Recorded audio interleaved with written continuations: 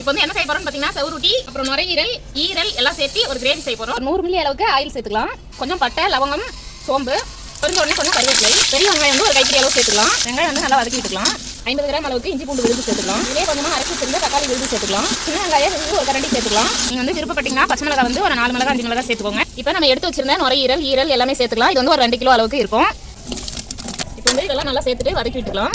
இப்போ எல்லாம் நல்லா வதங்கிடுச்சு. இப்போ வந்து மசாலா சேர்த்துக்கலாம். 1 ஸ்பூன் தனி மிளகாய் தூள், 2 ஸ்பூன் அளவுக்கு மல்லித்தூள், ஒரு 2 ஸ்பூன் கறி மசாலா, 2 ஸ்பூன் அளவுக்கு மட்டன் மசாலா, கொஞ்சமாக மஞ்சள் பொடி, தேவையான அளவு கல் உப்பு சேர்த்துக்கலாம். அவ்வளோதாங்க, எல்லாம் சேர்த்தாச்சு. நல்லா வந்து வதக்கி விட்டுக்கலாம்.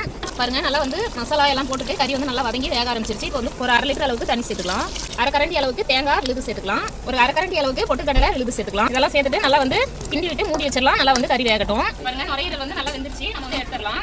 நான் வந்து இந்த அளவுக்கு நல்லா கிரேவியா வச்சிருக்கேன். சாப்பாடு வந்து பிரட்டி சாப்பிட்ற மாதிரி. அவ்வளோதாங்க, சூப்பரான நுரையீரல் ஈரல் கிரேவி ரெடி ஆயிருச்சு. நீங்களும் ட்ரை பண்ணி பாருங்க.